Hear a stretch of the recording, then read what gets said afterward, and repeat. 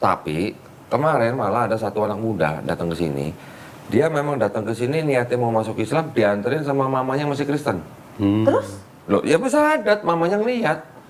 Serius? Nangis? Enggak, mamanya ya biasa aja. Tapi setelah itu saya ajak ngobrol mamanya, ketakutan mamanya. Udah nanti saya terpengaruh sama Kudoni gitu. Dia buru-buru pulang gitu. Tapi gini, saya paham ya. Kalau seperti mamanya kemarin nganterin anaknya masuk Islam di sini, dia hatinya besar banget. Tetapi juga saya sering banget mendengar kasus bahwa ketika ada seorang anak Kristen masuk Islam, orang tuanya melarang. Itu wajar, ya namanya orang tua ya. Dan yang kita sering dengar kan, orang tua ngomong sama anaknya, lu tuh udah dilahirin, dikasih makan, disekolahin. Sekarang udah gede, ninggalin agama orang tua. Aku nggak pernah sih ngomong gitu. Itu gue sering banget dengar begitu. Aku Ya. nggak pernah. Oke, nah ini bagus. Maksudnya tapi kan gini, sebagai orang tua, kita sekarang sudah punya keyakinan Islam. Kan kita juga pengennya anak-anak ikut gitu loh, ya dalam Islam. Kalau melarang boleh nggak? Nggak boleh. Nggak boleh. Tapi anak-anak ini kan, ya walaupun belum punya KTP, tapi kan juga punya hak gitu ya. Seperti siapa yang pertama namanya? Ricci. Udah 16 tahun. 16 tahun. Nah, bentar lagi punya KTP. Mereka sudah juga bisa dibilang udah akil balik kan. Iya, betul. Walaupun belum punya KTP, tapi mereka sudah diperbolehkan, gitu kan. Yang paling bisa kita lakukan hanya menasehati dan pamer akhlak Islam yang baik itu gimana? Ya. Udah gitu aja. Berarti saya anterin nih kok. Lo pertanyaan saya kan itu. Iya. Saya anterin kok. Hah? Selama ini Enggak saya sih. takut kok. Karena Kalau dari saya sih percaya sama Allah. Allah Iya. itu bikin skenario sedemikian rupa itu pasti ada jawabannya. Iya, semua ini Maka, ujian. Suatu saat pasti ketemu jawabannya. Saya selalu berdoa, tahajud saya selalu berdoa. Ya Allah, saya pengen Allah itu kasih hidayah ketiga anak saya. Iya. Ya Allah. Biar seiman sama keluarga, biar Iya. keluarga kita itu utuh gitu. Iya. Tapi kan kita juga sama-sama tahu Betul. bahwa yang bisa membolak-balikan hati manusia kan cuma Allah SWT. Hidayah bukan punya kita. Nah, malah dulu anak saya pernah ngomong gini loh, kok yang pertama ya. Kan saya dihujat tuh gara-gara nikah beda agama, ya kan dihujat. Kok tau lah sendiri, Iya. inilah itulah. Anak Iya. saya baca, anak saya ngomong gini, emang mama nggak sakit hati? Lihat tuh, Islam kayak gitu mah, katanya kan. Udah, mama mendingan ikut papa aja. Kalau enggak mama ikut kita ke Kristen. Anak saya ngomong gitu kok. Saya langsung lek gitu kan. Saya harus gimana ini jawabnya? Saya bilang, digituin sama anak saya sendiri. Udah mama, ngapain mama di Islam katanya. Lihat tuh, yang katanya mama satu agama sama mama. Lihat, masa di kayak gitu, di Kristen nggak ada loh mah kayak gitu, katanya kan. Udah mama yuk ikut koko ke gereja yuk, atau ikut papa tuh ke kelenteng.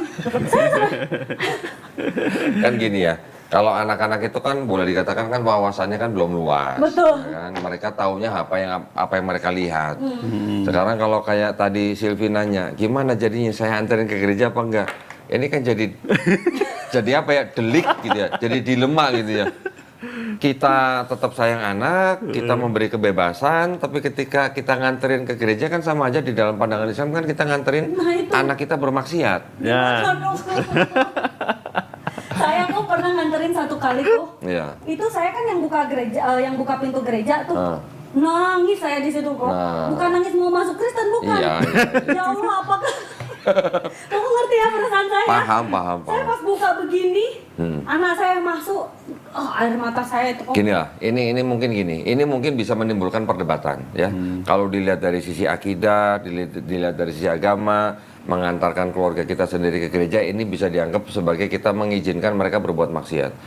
Tetapi dari sisi yang lain yang lebih tinggi dari hubungan manusia, ini kan juga bentuk penghormatan kita. Walaupun itu anak kita sendiri gitu loh. Ini juga bisa menimbulkan perdebatan. Pusing ya? Masih ada ya, ini saya masih pernah dengar bapak-bapak di sini masuk Islam sudah sekian tahun, dia masih nganterin ibunya ke gereja. Walaupun nggak sampai masuk gereja, cuma nganterin di depan, dia nungguin ibunya kebaktian, selesai dia bawa pulang lagi. Ya itu hanya bentuk dia berbakti kepada orang tuanya. Tapi ini sekarang orang tua yang nganterin anak gitu. Bahkan anak saya, ayo mah masuk mah, katanya kan.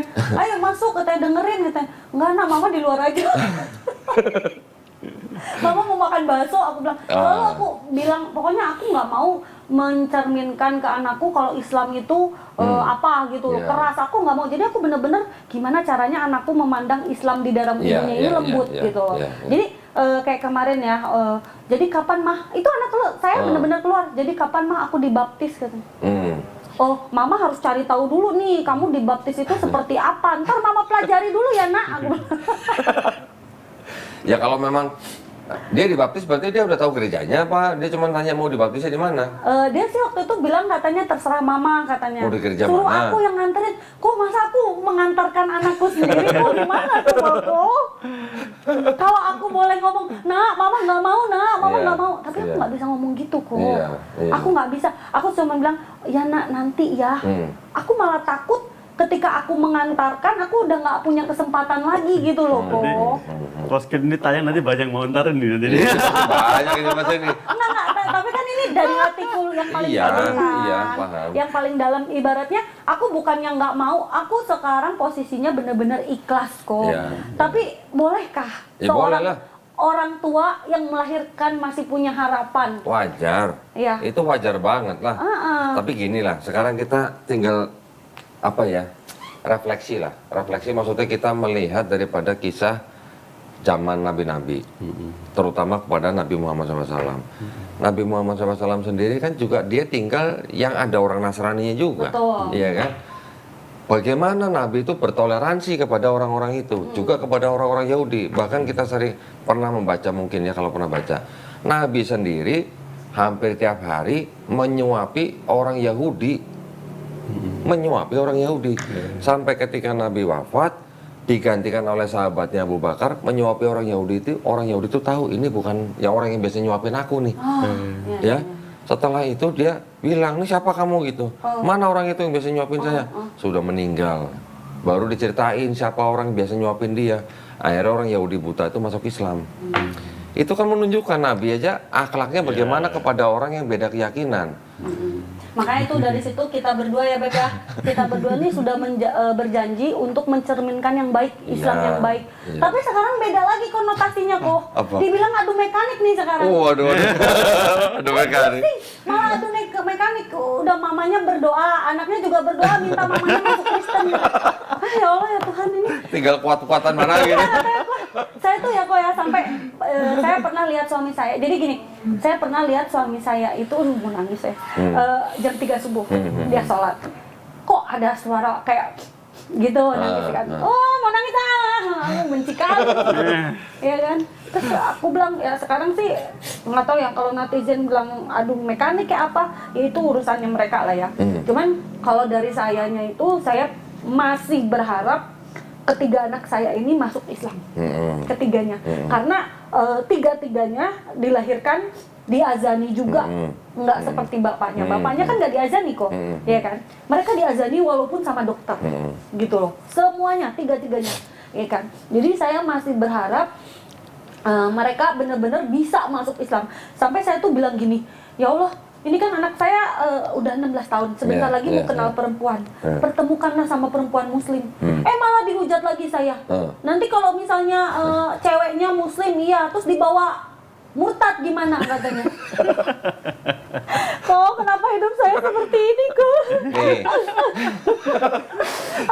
Ya Allah. Sil gini, yang perlu kita lakukan adalah belajar kisah-kisah terdahulu ya, seperti tadi saya ceritakan Nabi Muhammad SAW setiap hari menyuapi orang Yahudi. Kita juga bisa melihat kisah nabi-nabi yang sebelumnya. Nabi Nuh coba, ada nggak anaknya yang tidak selamat? Ada, ya kan? Nabi siapa lagi yang keluarganya tidak mau beriman? Nabi Lut misalnya, ada kan? Jadi ya kita ini bukan nabi nih, kita ini cuma orang biasa. Manusia. Jadi cobaan yang sekarang Sylvie dan Koaguan alami ini cobaan yang belum apa-apanya lah sama nabi-nabi kita dulu lah. Jadi kalau mereka aja bisa mengajarkan sabar, bertakwa, berarti kita cuma tinggal panjangin sabar lagi nih gitu. Ya, selalu ingat pada Allah SWT bahwa ini adalah ujian. Dan yang bisa membolak-balikan hati hanya Allah SWT. Dan hidayah milik Allah. Sudah selesai, Sil. Jangan kita ngotot. Kita sebagai manusia kalau ngotot mengajak anak-anak sampai masuk Islam segala macam, Itu kita sudah Apa bedanya ya? sama yang mereka alami dulu nantinya Iya. gitu. Iya. Gitu. Jadi sampai detik ini sih dari mulut kita berdua tuh sebetulnya nggak yang ngotot ke anak-anak ya. Cuman dari hati ini memang ya Allah, tolong ya Allah, tolong gitu. Apa saya harus nunggu 17 tahun? Saya pernah doa gini ya. saya waktu itu umroh, ya kan. Itu pas di depan Ka'bah, saya bilang gini, ya Allah, apa saya harus nunggu 17 tahun? Saya bilang, agar anak saya balik gitu loh. Tapi bisa nggak, maksudnya tuh penantian saya 17 tahun ini kan nggak mudah juga. Masa saya harus nunggu anak saya selama itu gitu loh. Bisa nggak sih waktunya dipercepat, saya bilang. Kan seru ya Allah, aku bilang gini kan seru ya Allah kalau misalnya Kalau umroh rame-rame ya. Rame-rame aku bilang. Karena waktu saya nikah aja ya kok ya. Kan saya dihujat zina ya.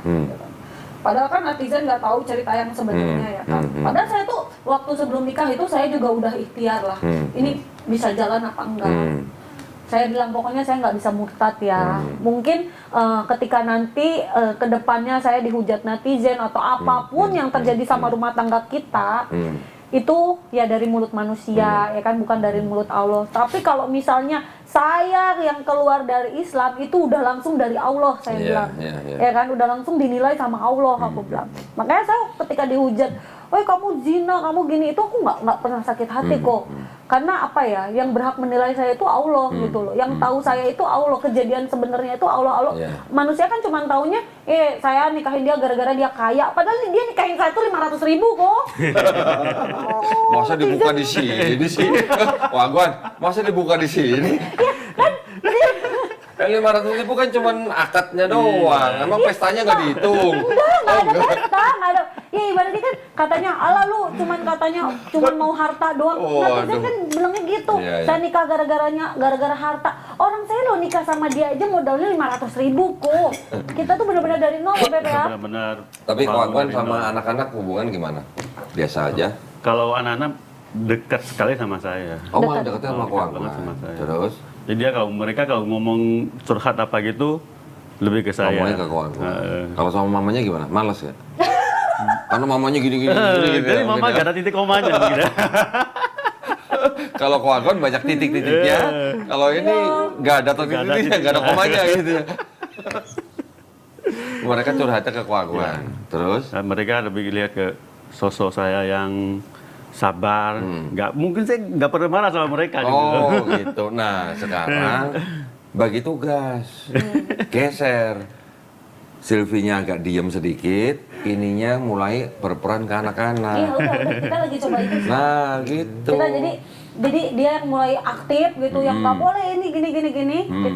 Aku udah bilang, karena kan waktu itu kita membagi tugas aku yang lebih ini kan harus ada yang ditakuti gitu loh, tetap gitu kan.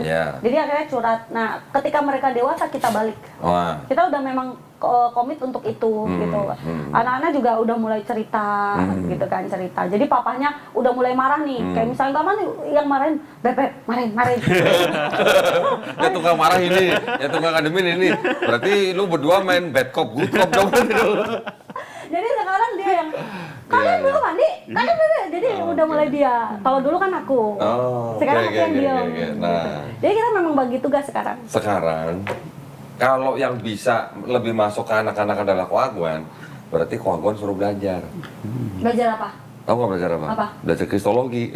Gimana? Kasih contoh, kasih. Kristologi Ya, itu analogi lah ya. bukan analogi, kristologi. Kristologi itu kita belajar ilmu tentang Kristen. Masuk Kristen lagi nanti. Bukan. Belajar kristologi bukan untuk masuk Kristen. Jadi? Belajar kristologi itu mempelajari bagaimana posisi Nabi Isa atau Yesus di dalam agama Kristen. Tetapi kita mempelajari kristologi itu dengan kacamata akidah Islam. Di Islam kita tahu Nabi Isa cuma nabi gitu kan. Nabi Isa alaihissalam adalah nabi yang perkasa gitu loh. Di Kristen Nabi Isa atau Yesus ini kan menjadi Tuhan. Kita pelajarin ilmunya. Bagaimana itu agama terbentuk? Siapa yang menciptakan Kristen? Bagaimana sejarah terbentuknya kitab mereka? Ada apa di kitab mereka? Itu yang penting. Tapi aku pernah gini loh. Ini sebenarnya sensitif ya. Aku pernah ngomong sama anakku gini.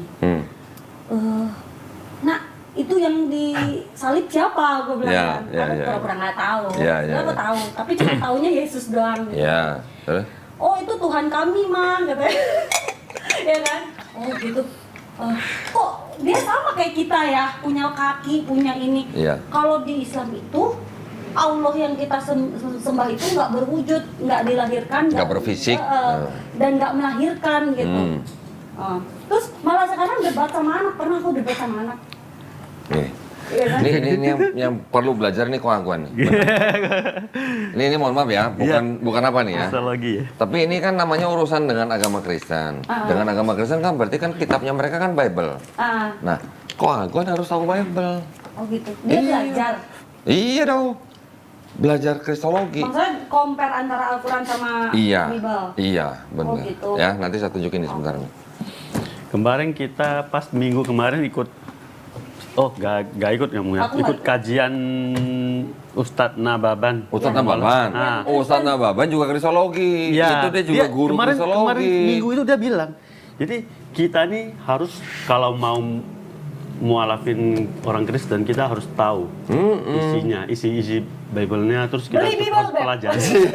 Jadi Nah, itu kemarin maksud mau saya. diomongin tuh sama Ustadz Nababan. Itu maksud saya. Kemarin mau diomongin. Kalau Ustadz Nababan itu mereka kan dia tidak mengumpulkan banyak Bible seperti saya. Ya. Kenapa saya ngumpulin banyak Bible? Karena saya harus bisa membuktikan ada perubahan apa di dalam Bible mereka. Ini Bible-nya generasi per generasi gitu? Iya. Oh, Mau yang tahun Dari berapa? kuno, Mau dari yang yang tahun berapa? kuno Yang sampai paling kuno. yang Nih, ini paling kuno. buset. Beneran. kemarin baru dibahas sama Ustadz Nababan. waktu Ini saya tahun ikut pengajian. 1916. Oh ini Bible-nya. Nah, hati-hati sobek Oh, nih. iya. Hati-hati sobek nih. Kertasnya udah kayak begini. Ya. Nanti habis pegang kertas ini mesti cuci tangan loh. Maaf ya Bu. Ini 1916. 1916. Nah, coba. Aduh, bacanya gimana nih? Kakek lo aja belum lahir kali. Ini masih pakai bahasa Melayu rendah, Melayu rendah. Nanti ada lagi yang begini. Oh sobek. Bentar ya. Kemarin baru dibahas sama Ustadz Nababan tuh. Nah, Iya Berarti kamu tentang berarti kamu tentang harus ini belajar. tentang kristologi. nah, ini tapi ini cetakan ulang ya. Ini Bible tahun 18 berapa ya? Kok 18? Ini bacanya gimana kok? Itu bahasa Melayu zaman dulu begitu. Dan perdirikan dija itu pada Ini- aduh pusing. Gak apa-apa kamu baca, kamu kan Islam. Nggak apa-apa kan nggak pakai Bismillah. nggak. Oh, bisa. Baca ini kan nggak perlu Bismillah, nggak perlu wudhu. Oke. Ya, nah maksud saya gini. Dengan kita belajar kristologi, kita nanti akan bisa memahami perspektifnya orang Kristen dan akidahnya orang Kristen. Tetapi kan kita sudah punya akidah sendiri nih Islam nih. Dengan kita punya akidah sendiri dan mereka punya akidah sendiri, ini yang kita compare. Oke.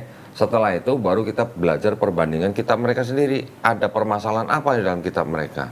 Dan siapa yang menciptakan Kristen itu? Nah, sekarang saya yakin nih, anak-anaknya Silvi pasti nggak tahu yang menciptakan agama Kristen itu sebenarnya bukan Yesus. Iya. Siapa? Siapa? Paulus. Paulus. Nah, bagaimana orang tua bisa beradu argumen sama anak kalau Koaguan dan Silvi tidak tahu kitab mereka? Kalau aku nggak mau tahu kok. Oke, nggak mau tahu, tapi pengennya anak. Masuk Islam. Nah, gimana mau masuk Islam kalau Silvi nggak ngasih tahu mereka bedanya Karena aku, apa? Jujur kalau debat sama Koko oke. Debatan sama anak aku. Betul, makanya tadi saya bilang jangan Silvi, bapaknya yang belajar benar. kristologi. Bapaknya harus belajar kristologi. Berarti Dan- menggabungkan Al-Quran dengan Bukan menggabungkan, membandingkan. Membandingkan. Nah, Mencari saya kebenarannya lah. Saya ini kan di Yayasan Garda Mualaf Indonesia atau Yayasan Pembina Mualaf At-Tauhid. Di yayasan kami belajar kristologi itu gunanya bukan untuk ngajak orang masuk Kristen, bukan. Tapi justru sebaliknya untuk membuat orang Islam akidahnya makin Kuat. terbentengi. Karena ya ini udah rahasia umum lah. Orang Kristen itu kan banyak memang yang masih door to door ngajak orang masuk Kristen, betul kan? Iya. Betul, itu- Anak itu- saya diundang terus. Oh. Saya pernah waktu itu saya pernah jahat memang ya. Jadi Apa saya sih? tuh kayak berdosa banget. Ai, kokonya ada ini kita mau ke gereja. Oh, kokonya lagi sibuk. Siapa yang maksudnya undang itu siapa? Ya, Tetangga. Tetangga yang mau ngajak anak saya itu. Kan gitu. Nah, sekarang kita harus tahu, ini kitabnya mereka nih, namanya Bible ya. Di dalamnya ada perjanjian lama, ada perjanjian baru. Oh, direvisi terus? Ya, Enggak, memang dari dulu ya. memang perjanjian lama, pertama perjanjian mereka baru. bikin Bible. Di dalamnya ada perjanjian lama, Iya, perjanjian ada perjanjian baru nih. Kan tulisannya perjanjian lama nih. Iya. Nih, perjanjian lama. Perjanjian lama. Yang ini perjanjian baru, ya kan? Yang perjanjian lama ini sebenarnya bukan punya Kristen, Tapi? punya orang Yahudi. Nih kitabnya. Tuh, dalam bahasa Ibrani. Buset. Nah, kita kan harus tahu yang begini nih. Di dalam kitabnya orang Kristen, yang perjanjian lama ini sebenarnya juga masih ngajarin tauhid. Ya, saya masih berani bilang nih, ngajarin tauhid nih. Karena di dalamnya mungkin masih ada sisa-sisa kebenaran, ajaran dari Tuhan Yang Maha Esa melalui Nabi Musa, Nabi Harun, Nabi Yosua dan sebagainya. Di sini masih ada yang tauhid nih. Kita tahulah di dalam Quran ada Quran surat Al-Ikhlas, Qul huwallahu ahad. Di sini masih ada Shema Israel, Adonai Elohenu, Adonai Ehad. Sama. Ehad, kita ahad. Ehad bahasa Ibrani, ahad bahasa Arab.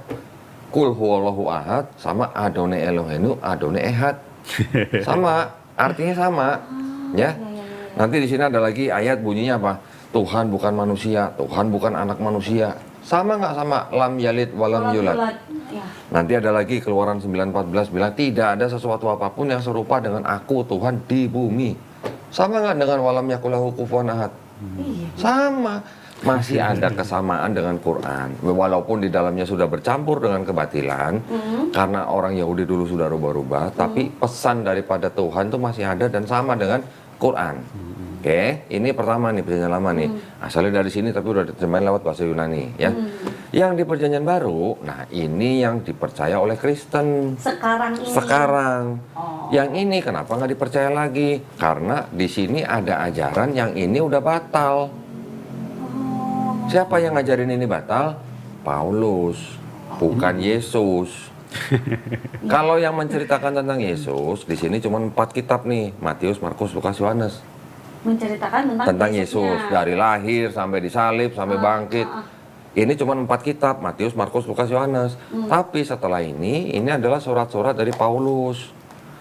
Ada 13 surat-surat Paulus di sini yang ngajarin bahwa Yesus yang mati di atas kayu salib itu sudah membatalkan yang ini perjanjian lama.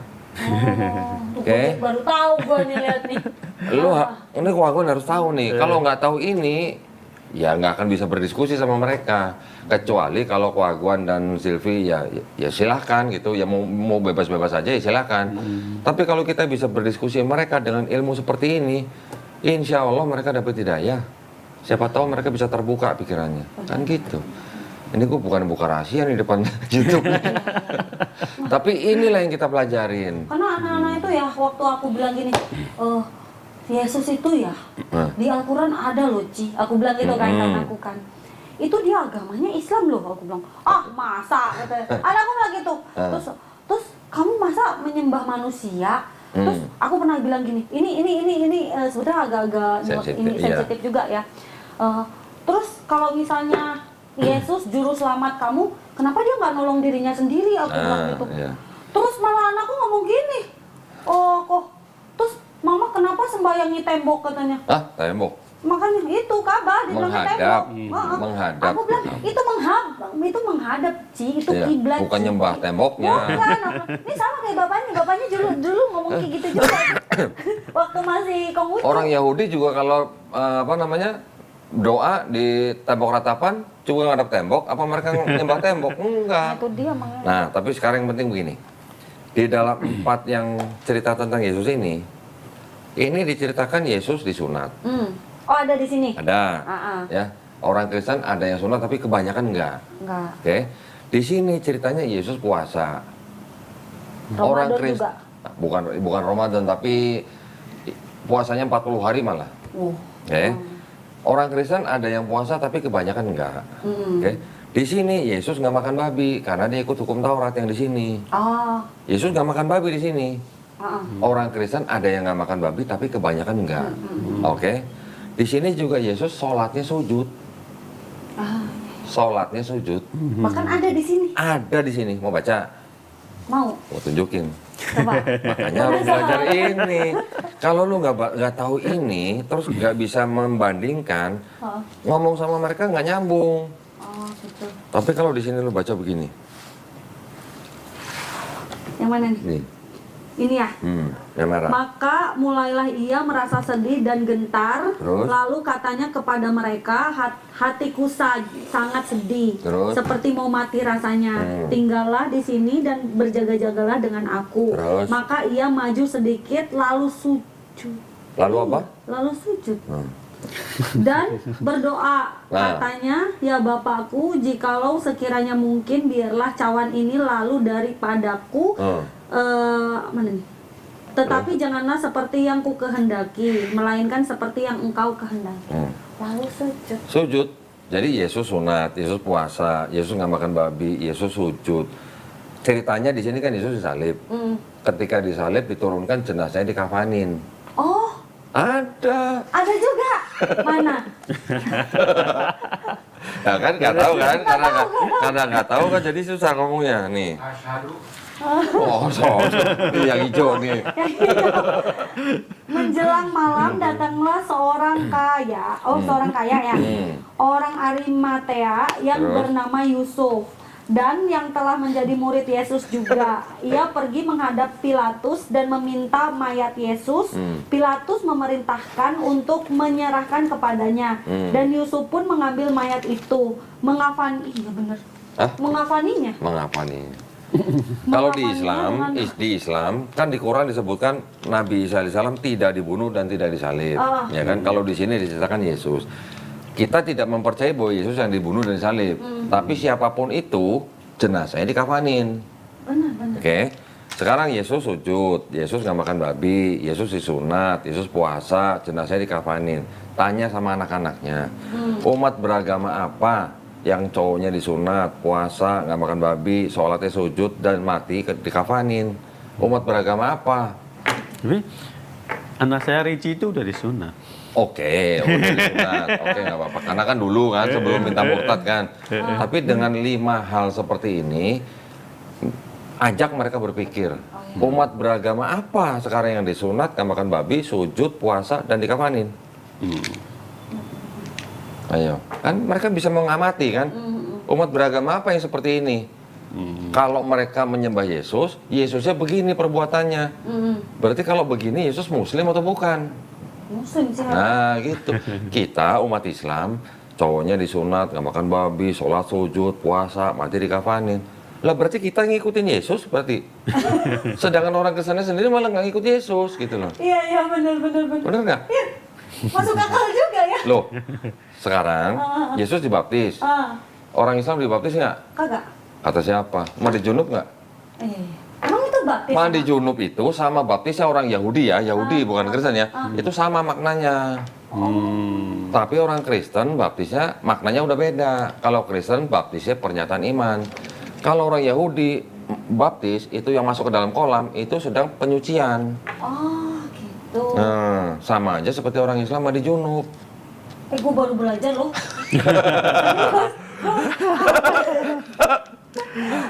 Aku baru belajar tentang Kristen loh ini. Serius. Penting Baru nggak? tahu. Karena penting nggak? Penting juga sih. Jadi aku bisa. Nah, sekarang ketika ada anggota keluarga kita seperti Silvi, 3 anaknya masuk Kristen, mau ngelarang gimana, nggak ngelarang gimana.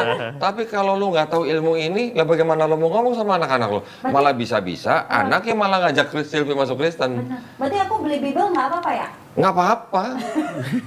Beli nanti cari. Lu beli Bible nggak apa-apa. Mau baca nggak usah wudhu, nggak usah baca Bismillah, nggak usah baca auzubillahi minasyaitonirrajim. Pokoknya baca aja ya. Jangan Baca menganggap aja. ini dianggap sebagai Aku suci takutnya gitu. nanti pas aku punya Bible aku udah Gini. murtad gitu. Enggak. Gini. Kan Dipinjam- serba salah kita. Pinjam Gini. anak kita untuk baca. Oh. Wah, Kan aku lagi gini.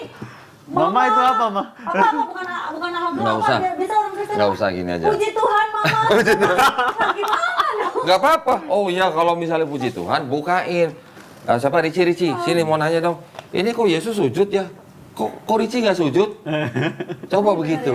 Oh, nanti saya perang sama anak lagi. Enggak, kenapa mesti harus perang? Oh. Kan masih bisa ini. Cuma nego-nego. Nego-nego. Ricci, coba. Ini Yesus di sini kok puasa ya? Ricci kok nggak puasa? Bisa nggak? Bener, Beb. Bener nggak? Bisa Itu nggak? caranya, Beb. Hah? Bagus nih. Rici, ini Yesus di sini dibilang tidak membatalkan hukum Taurat, sedangkan di hukum Taurat bunyi begini nih. Baca sendiri.